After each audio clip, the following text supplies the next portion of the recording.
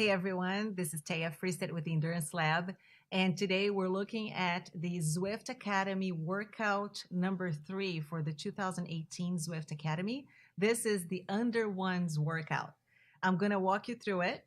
I am making these videos for the Endurance Lab members who are part of the Academy Booster program, which is a program that we put together to help them go be at their best for the Zwift Academy workouts, but also complementing their training with additional workouts and skill work. And we lay out the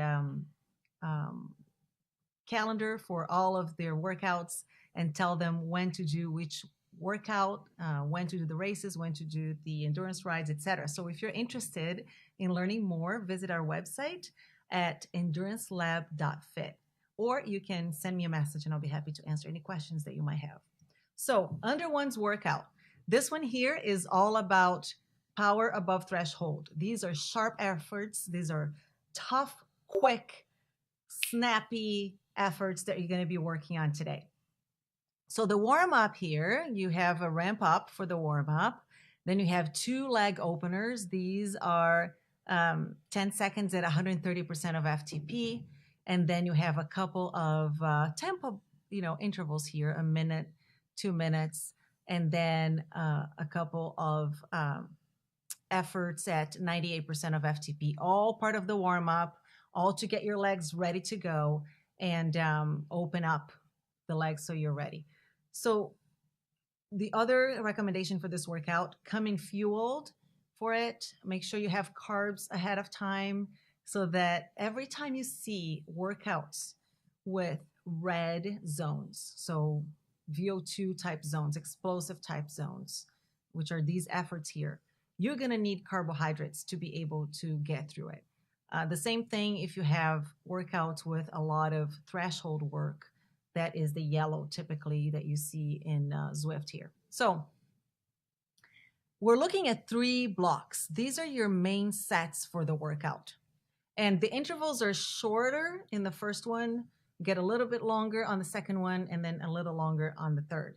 So the first one here, we're looking at 12 10-second spin-ups.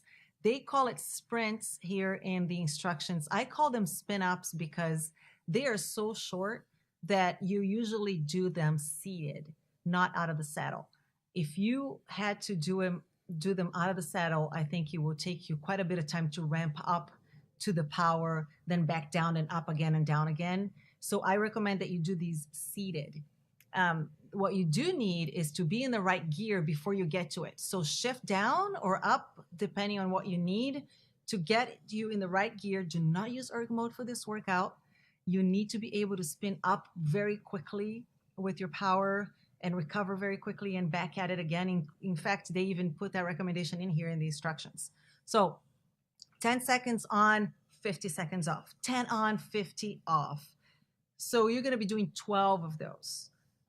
The recovery is 65% of FTP, and the spin up, or the sprint as they call it, is 160% of FTP.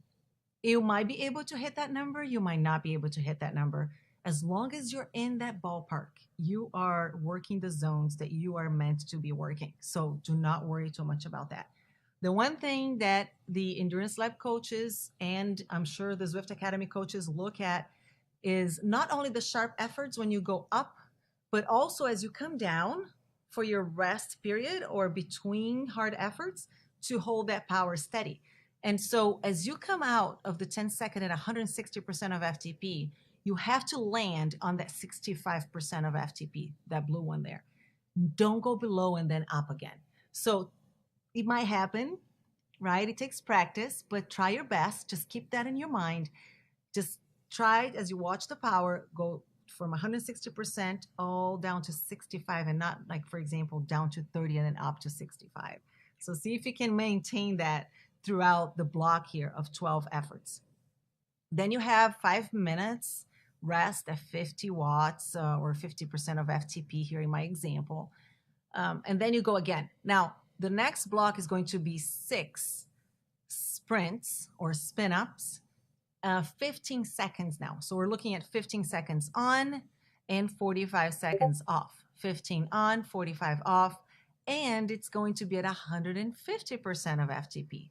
So the intensity is a little bit lower in terms of your target power, but the duration is 5 seconds longer. So same idea, you go up and down very quickly, and your in between is 65. All right, then you have another 5-minute break. And in these breaks, take full advantage of them, spin the legs out, hydrate, make sure you're hydrating throughout the workout.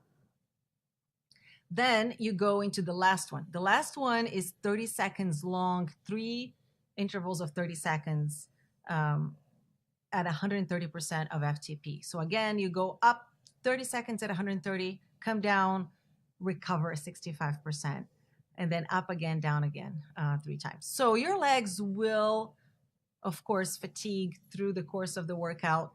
But if you control these efforts, you should be able to complete them because you do have quite a bit of rest in between. So again, testing that snap. Here at the beginning, the first 2 or 3, you might still be figuring out your gears and might still be trying to see what's the best for you. And your legs are still sort of getting used to the idea of what the workout is.